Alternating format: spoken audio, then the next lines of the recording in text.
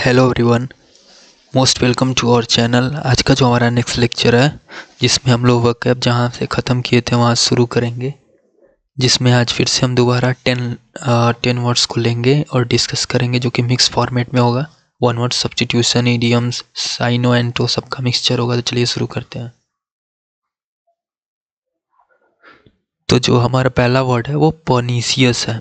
Pernicious का मतलब होता है हानिकारक या नुकसानदायक, यानी ऐसा कोई भी सब्सटेंस या ऐसा चीज़ जो हानिकारक हो या नुकसान करने लायक हो, उसे हम लोग पर्नीशियस बोलते हैं। पर्नीशियस, इसको याद कैसे हम लोग कर सकते हैं? देखो, जैसे इसमें पी दिख रहा है, पी से याद कर लो पेरी कोई एक पर्सन का नाम है जो कि बहुत ही विशियस है। विशियस का मतलब भी हार्मफुल ही होता है, यानी पेरी इज़ विशियस, यानी पेरी बहुत ही हार्मफुल है। यानी याद कर लो पर्नीशियस यानी क्या होता है? विशियसली हार्मफुल, बहुत ही हार्मफुल होता है। इसका सिनोनिम क्या हो जाएगा, यानी सिमिलर वर्ड हो जाए, हार्मफुल हो जाएगा या डेडली। कोई भी ऐसा चीज़ जो हार्मफुल हो, डेडली, उसे क्या बोलते हैं? पर्नीशियस बोलते हैं, पर्नीशियस। इसका अपोजिट क्या हो जाएगा? इसका अपोजिट जो है बेनिफिशियल, यानी जो नुकसान करेगा उसका अपोजिट जो फायदा करेगा वही तो होगा। तो बेनिफिशियल या हार्मलेस हो जाएगा। मूव करते हैं आगे हम लोग। तो नेक्स्ट है, हम इडियम्स उठाएंगे। इडियम्स क्या है? Throw in the towel. Throw in the towel का मतलब होता है हार मान लेना, आसानी से हार मान लेना, थ्रो इन द टॉवेल कहलाता है। जैसे कि एग्जाम्पल में क्या लिखा हुआ है, he finally threw in the towel after repeated failures, यानी बार बार फेल होने के बाद वो फाइनली उसने हार मान लिया। बार बार फेल होने के बाद उसने फाइनली हार मान लिया, यानी थ्रो इन द टॉवेल का मतलब होता है हार मान लेना। अब मूव करते हैं नेक्स्ट वर्ड की तरफ। तो जो हमारा नेक्स्ट वर्ड है यूबिक्विचस है। यूबिक्विचस, यूबिक्विचस का मतलब होता है सर्वव्यापी, यानी ऐसा पर्सन जो हर जगह मौजूद होता है। सर्वव्यापी बोलते हैं उसको, जो हर जगह प्रेजेंट होता है उसे सर्वव्यापी बोलते हैं या ओमनी प्रेजेंट बोलते हैं। इसका सिनोनिम क्या हो जाएगा? ओमनी प्रेजेंट हो जाएगा। और अपोजिट क्या हो जाता है? रेयर, या रेयर मतलब कभी कभार, स्कार्स मतलब कमी होता है। जैसे देखो, यूबिक्विचस के सामने क्या दिख रहा है? अर्थ। ऐसे याद कर लो, अर्थ पे जो हर जगह पे मौजूद हो, अर्थ पे इस अर्थ पे जो हर जगह पे मौजूद हो उसे क्या बोलते हैं? यूबिक्विचस, यानी सर्वव्यापी, हर जगह मौजूद रहने वाला। मूव करते हैं आगे। अब आगे हम बात करेंगे बिब्लियोफाइल। बिब्लियोफाइल मैंने पिछले लेक्चर में भी बताया था, लेकिन देखो इसको कैसे याद करो। बिब्लियो का मतलब होता है बुक और फाइल का मतलब होता है लवर।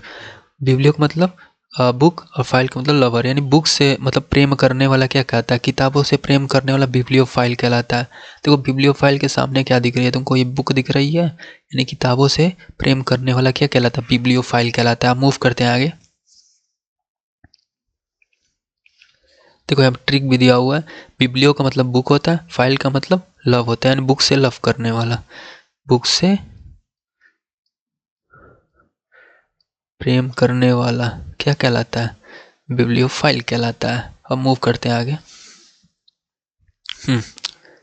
जो नेक्स्ट वर्ड है वो है एसोटेरिक। एसोटेरिक बहुत ही इंपॉर्टेंट वर्ड है जो बार बार पूछा जाता है। तो एसोटेरिक का मतलब क्या होता है? देखो, एसोटेरिक का मतलब होता है कठिन या कॉम्प्लेक्स होता है, जो केवल कुछ लोगों को समझ में आता है, जो सबके समझ से बाहर होता है। एसोटेरिक बोलते हैं उसको। इसको याद कैसे करोगे? देखो, इसको याद करने का तरीका है। देखो, एसोटेरिक में क्या दिख रहा है? यस्सो दिख रहा है।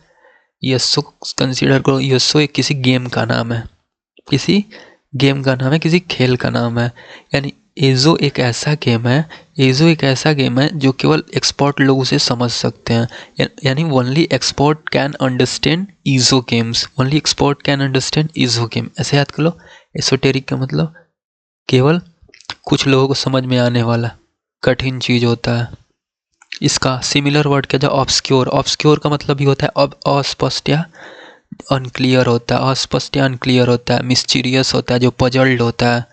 इसका एंटोनिम यानी अपोजिट क्या जाएगा? कॉमन हो जाएगा, सिंपल हो जाएगा। यानी कठिन का कॉम्प्लेक्स का अपोजिट तो सिंपल ही होगा ना। कठिन, एसोटेरिक का मतलब होता है कॉम्प्लेक्स। कॉम्प्लेक्स यानी जो सबके समझ से बाहर, सबके समझ में ना आए, केवल कुछ ही लोगों के समझ में आए, जटिल बोलते हैं जिसको। इसका अपोजिट क्या हो जाएगा? कॉम्प्लेक्स का सिंपल ही हो जाएगा। मूव करते हैं आगे।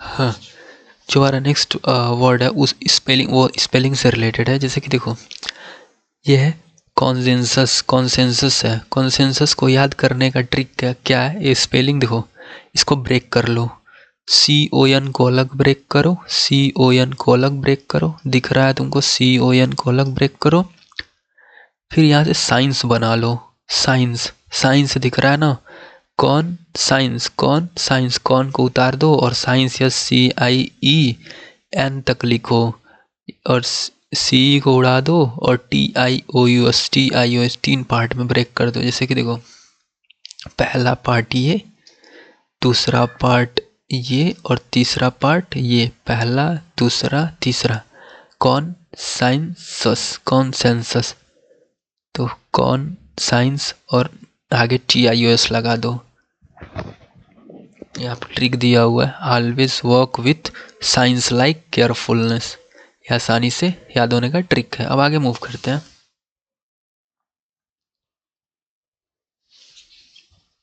जो हमारा नेक्स्ट वर्ड है वो है रिकैल्सिट्रेंट, रिकैल्सिट्रेंट है, रिकैल्सिट्रेंट, रिकैल्सिट्रेंट का मतलब हठी होता है, मतलब आज्ञा न मानने वाला, या स्टबॉर्न बोल सकते हो, जिसे जिद्दी बोलते हैं। स्टबॉर्न का मतलब क्या होता है, जिद्दी होता है। स्टबॉर्न का मतलब क्या होता है, जिद्दी होता है। डिफायंट वही होता है जो आज्ञा न माने, आज्ञा न माने, आज्ञा का पालन न करे, अपोज करे उसका। इसका अपोजिट क्या हो जाएगा, एंटोनिम ओबीडिएंट, यानी जो आज्ञा का पालन करे। कॉम्प्लायंट, जो आज्ञा का पालन करे, वो क्या हो जाएगा, रिकैल्सिट्रेंट का अपोजिट हो जाएगा। रिकैल्सिट्रेंट का मतलब क्या होता है, हठी होता है, स्टबॉर्न होता है, जिद्दी होता है, डिफाइंट होता है। इसका अपोजिट कॉम्प्लायंट हो जाएगा या ओबीडिएंट हो जाएगा। अब नेक्स्ट वर्ड की तरफ मूव करते हैं। इसको ट्रिक देखो, रिकैल्सिट, रिकैल्सिट यानी कैलकुलेट, नियम नहीं मानेगा। फर्जी ट्रिक दिया हुआ है जो मैंने बताया, सिंपल, वो याद कर लो। इसको हटाते हैं पहले, वेट, हाँ, इसको हटा दो, फालतू का दिया हुआ है।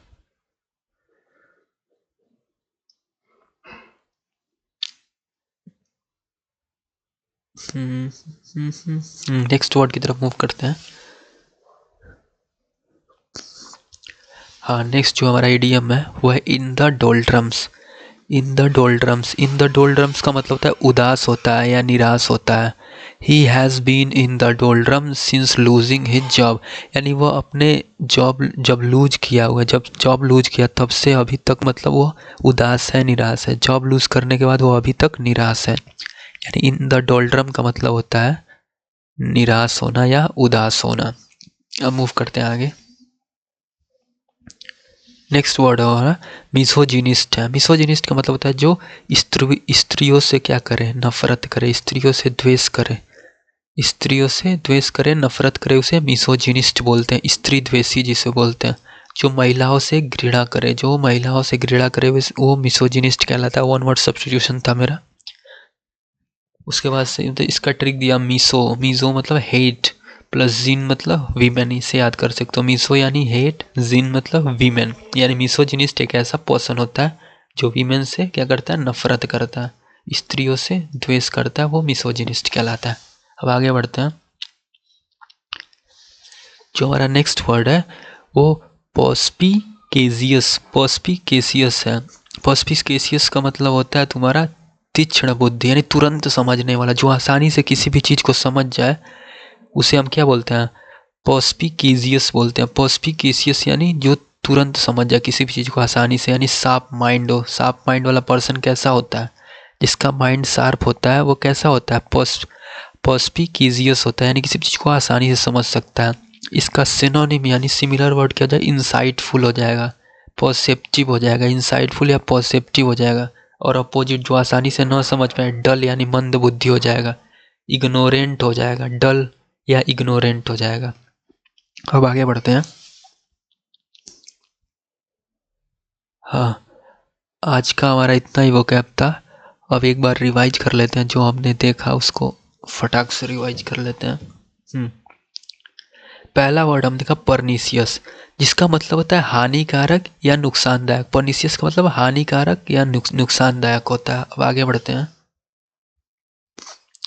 फिर हमने इडियम देखा, throw in the towel. Throw in the towel का मतलब हार मान लेना होता है। थ्रो इन द टॉयल का मतलब हार मान लेना। फिर उसके बाद क्या देखा हमने, उसके बाद देखा यूबिक्विचस। यूबिक्विचस का मतलब सर्वव्यापी, जो हर जगह मौजूद होता है, पृथ्वी पे हर जगह मौजूद होता है, उसे क्या बोलते हैं? सर्वव्यापी, यूबिक्विचस। ऐसे याद कर लो कि पृथ्वी पे जो हर जगह मौजूद होगा वो कैसा होगा? यूबिक्विचस होगा, सर्वव्यापी, हर जगह मौजूद होने वाला। ओमनी प्रेजेंट भी बोल सकते हो। अब आगे मूव करो। हाँ, बिब्लियोफाइल हमने देखा। बिब्लियोफाइल यानी क्या होता है? जो बुक लवर हो, जो पुस्तक से प्रेम करते हो, वो क्या क्या होता है? बिब्लियोफाइल उसे बोलते हैं हम लोग। किताबों से प्रेम करने वाला बिब्लियोफाइल कहलाता है। अब आगे मूव करते हैं। फिर हमने देखा एसोटेरिक। एसोटेरिक क्या होता है? कठिन होता है, कॉम्प्लेक्स, जो सबके समझ में ना, केवल कुछ ही लोगों को समझ में आए। इसका ट्रिक क्या देखा हमने कि मान लो ईजो कोई गेम है जो सबके समझ में ना, केवल एक्सपर्ट लोग समझ सकते हैं, तो उससे याद कर लो एसोटेरिक मतलब कठिन होता है, जो केवल कुछ लोगों को समझ में आया। फिर उसके बाद नेक्स्ट हमने देखा स्पेलिंग देखा। इसको कैसे याद करो? कौन को अलग, वेट एक मिनट,